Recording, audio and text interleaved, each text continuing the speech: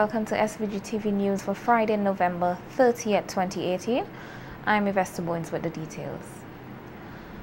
Another hearing of the election petitions case that was scheduled to commence on Monday has been postponed after the High Court today upheld an application by the respondents. Lawyer Carlos James made the application in which he asked that the dates for the hearing next week be vacated because one of their lawyers, Graham Bollers, is ill and his physician has ordered him to rest. James serves as junior to Bollers, who is the lead counsel for members of Parliament for Central Leeward Sir Louis Straker and North Windward MP Montgomery Daniel. The lawyers for the petitioners reportedly objected to the application. However, Justice Esco Henry said that the applicant provided evidence that Bollers has been suffering with a medical condition since 2006, which has gotten progressively worse. She also noted that the medical report presented to the court suggests that Bollers would have to cease work soon. Justice Henry said the court has to be fair in its rulings under the circumstances and that it would be unreasonable to ask the respondents to retain new counsel over the weekend in time for the scheduled hearing on Monday. She advised the respondents to seek a new counsel on or before December 14th. She then ruled that the next hearing will commence on February 11th with a status hearing on January 24th, 2019. Know your status and stop discrimination. This is the message from Chair of the Caribbean Regional Network of People Living with HIV and AIDS, Vincentian Winfield Tanis Abbott, on the eve of World AIDS Day, which will be observed tomorrow, December 1st. Tanis Abbott said while they have made gains over the last 30 years, stigmatization and discrimination remains a huge problem. There are many barriers to HIV testing. This is most keenly felt by key population for whom stigma and discrimination remain a persistent challenge. These challenges exist to varying degrees in different settings in the healthcare sector and prevent access to services, including deterring people from getting tested. UNAIDS estimates that more than 9.4 million people living with HIV still do not know their status. When an individual becomes aware of their HIV status, those who are positive can enter into care and treatment, while those who are negative are empowered to protect themselves. As with any other chronic illness, HIV has had a global impact. Each of us knows someone who has been affected by this disease. Tanis Abbott said HIV and AIDS is everybody's business and asked that everyone do their part by being supportive if the Caribbean is to eliminate HIV and AIDS by 2030. Each of us carries a personal responsibility to protect ourselves as individuals, but let us be our brother's keeper. We must each commit to the concept that stigma and discrimination ends with me. We all want a world free from HIV and AIDS. My fellow Caribbean brothers and sisters, I urge you to protect the human rights of all people, especially those living with HIV and AIDS, including their rights to physical and mental health and well-being, social and economic opportunities, and full participation in shaping prosperous and sustainable societies. Meanwhile, here in SVG, the HIV and AIDS unit will be observing World AIDS Day tomorrow with free testing at its office in Lago Heights. The testing drive, however, got started today at the Red Cross building in Capital Kingston, where more than 40 persons got tested. Azonia Van Loo Morris said that they are satisfied with the response. I felt like we could have been getting more people, but I know sometimes it might be a little hard to dip off your regular route.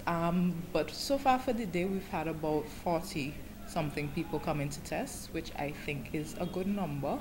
We have with us three testers, 2 counselors, and they all trained and certified testers and counselors. And we have some other support members with us, giving out information and helping to mobilize people to come out and test. Van Loo Morris explained what persons can expect once they agree to get tested, a process which takes 15 minutes inclusive of counseling. You first have to do your pre-test counseling, where your counselor will sit and tell you about the testing process, the possible results, and the next steps. After that phase, you will come and you will have your HIV test done. So that is where we actually take the sample, put it on the strip, and then we run that test for 15 minutes. After 15 minutes, you will get back your result. So you have either a negative or positive result. You are going to be counseled for either a negative or a positive result.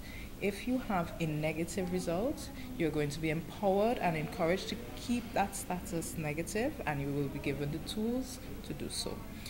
And if you have a positive result, there are a number of steps you're going to have to take after that. So you're going to have to do some confirmatory tests, and from there you're going to be linked to treatment and care down at the ID clinic.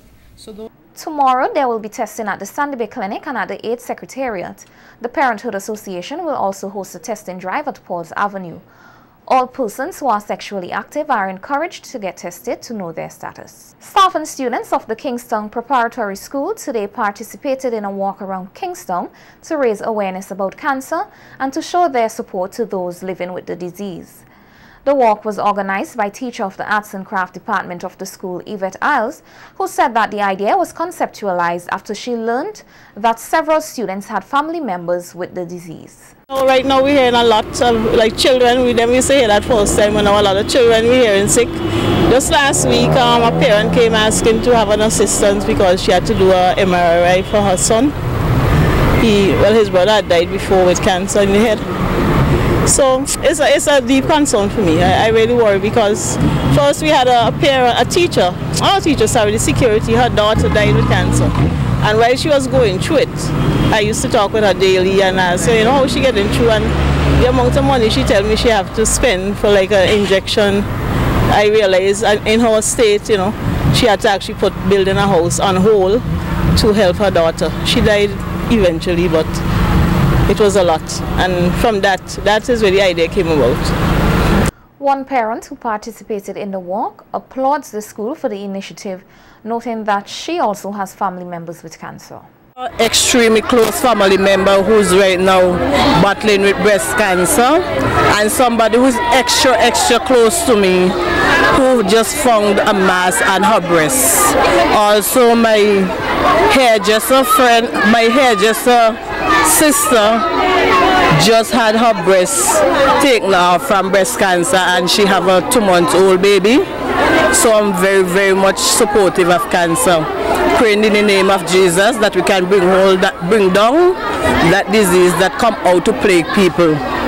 Praying that God will send a healing because He's already the healer, that we can destroy cancer in His mighty name. The elimination of violence against women in SVG is being kept on the front burner as a walk is planned for tomorrow by the National Council of Women, the Commission for Gender-Based Violence in collaboration with the Ministry of Mobilization. The walk is part of 16 days of activism for the elimination of violence against women and girls. President of the Council of Women, Beverly Richards, who is from Otley Hall and where the walk will be held, noted the timeliness of the walk. Because I'm living in the area also, sometimes you hear the different noise and stuff. I know it's not a noise of happiness, So from the National Council of Women, we just give support. We do moral support and channel persons to see where you can get help. Richard said while the walk raises awareness on violence against women and girls, it will also be against crime, rape, and the stigmatization of HIV and AIDS. She noted that the general public has a negative perception of Otley Hall as it is associated with crime and violence, which they are hoping to change. The number of crimes that are committed there, persons are fearful of coming to the area. Some persons will complain that the taxi men are afraid to come into the area after a certain time. And so we know that we are living there and we realize that it is not so bad as the persons outside are thinking. So what we want to do, we want to change the face of Otley Hall. We want to let people know that we are a good people and we welcome anyone who comes in. The walk starts at 4:30 from the Kingston Cemetery and will proceed to Otley Hall and end at the basketball court in Edinburgh. The Ministry of Education is dragging its feet on issues at some schools in the country.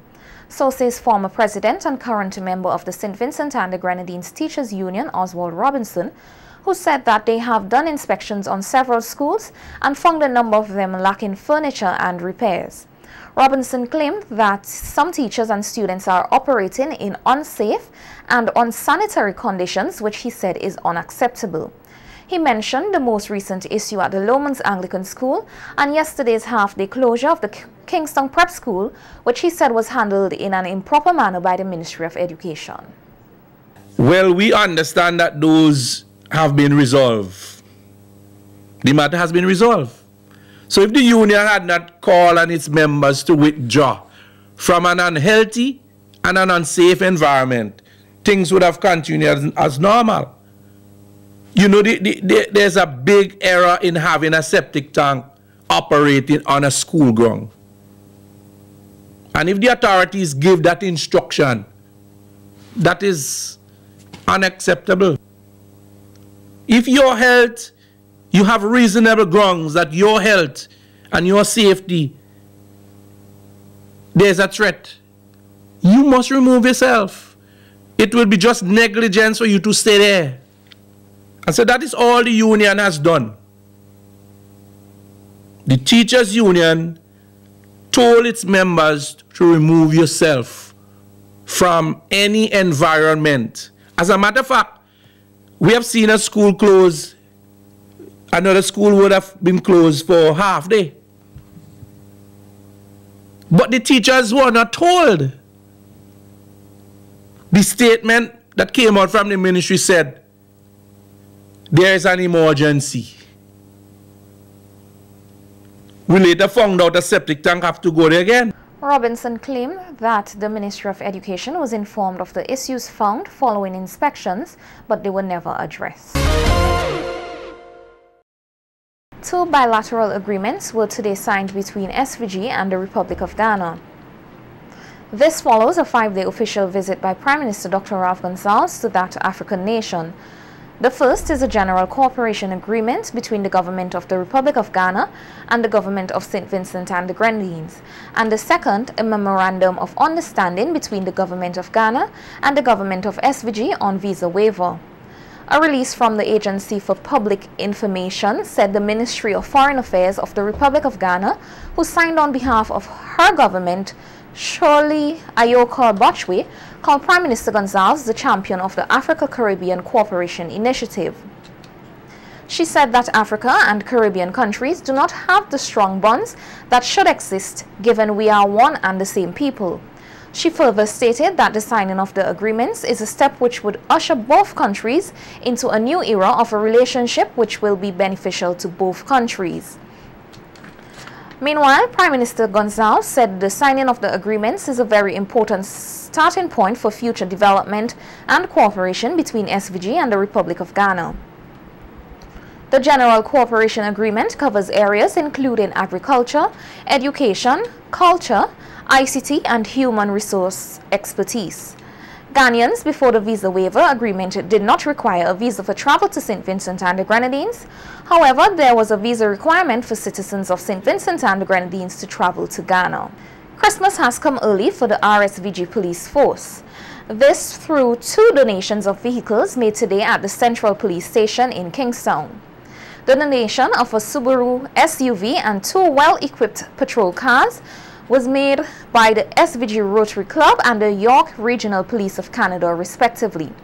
Speaking at a handing-over ceremony, Deputy Commissioner of Police Frankie Joseph expressed elation that a local organization has seen it fit to assist the police in carrying out their duties. He said the donation of the SUV will greatly assist with their work in Layu and surrounding communities.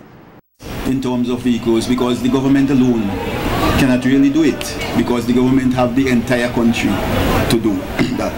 So It is really exciting today to see that our local entities has come forward and donate this vehicle, which would help us tremendously. This vehicle would be placed at the Layu police station. That is where it will be stationed. At presently, there is no vehicle there. So whenever they have to respond, they have to get a transportation from Barley or the Rapid Response Unit. And the name speaks for itself that they are never on base. They are always out. So this vehicle is going to help tremendously in minimizing the response time to attend to the businesses of the citizens of Layu and extension the citizens of St. Vincent and the Grenadines.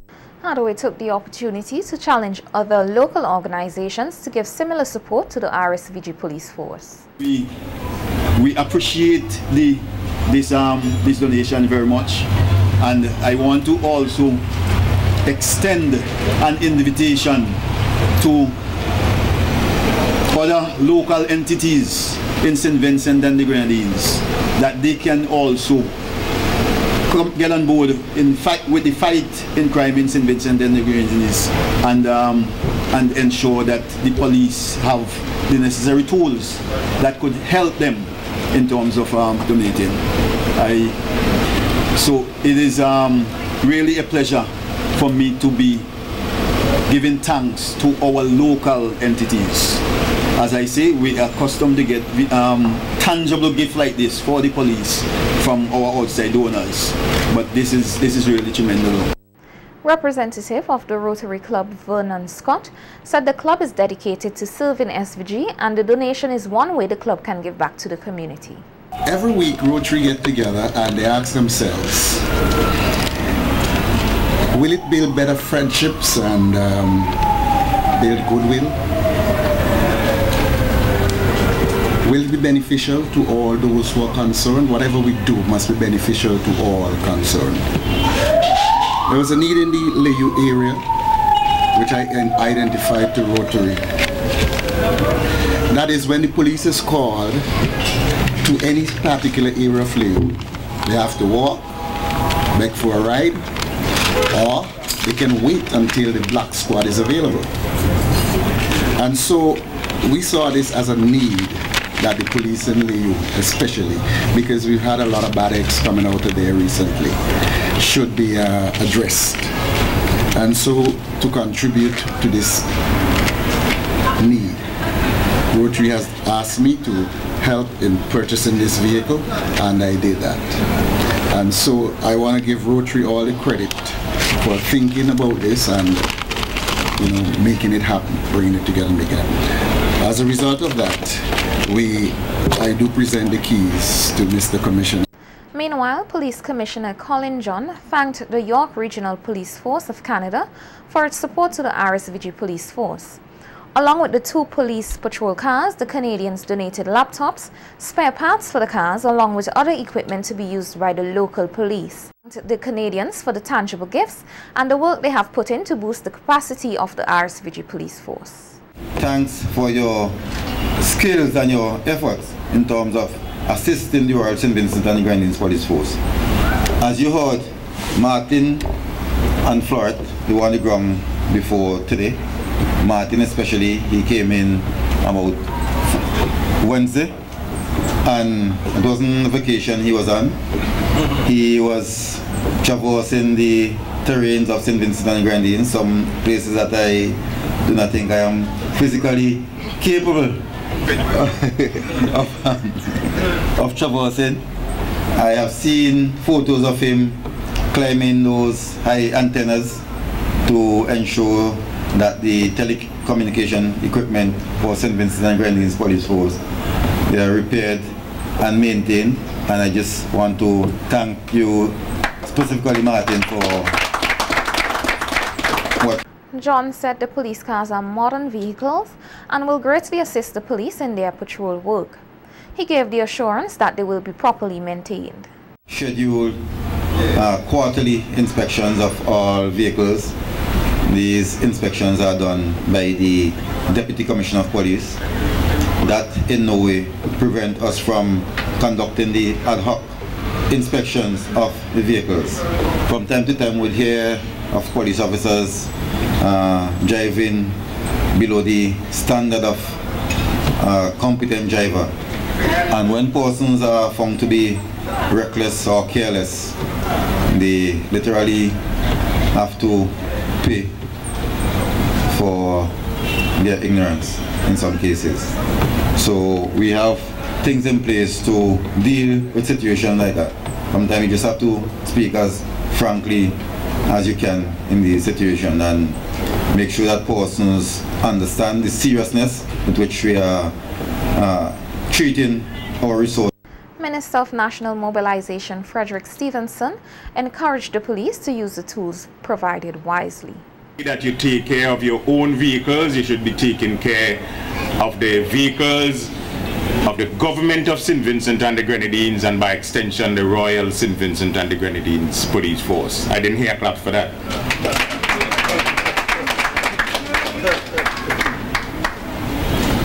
We live in a day and an age where the perpetrators of crime have stepped up their games. They look at the television, they look at the internet, they have their cell phones and other gadgets to help them to commit a crime. And the police force itself too must be equipped with computers and laptops and cellular phones and other equipment to help us and to help them to respond to these sophisticated crimes that we see happening in our beautiful country.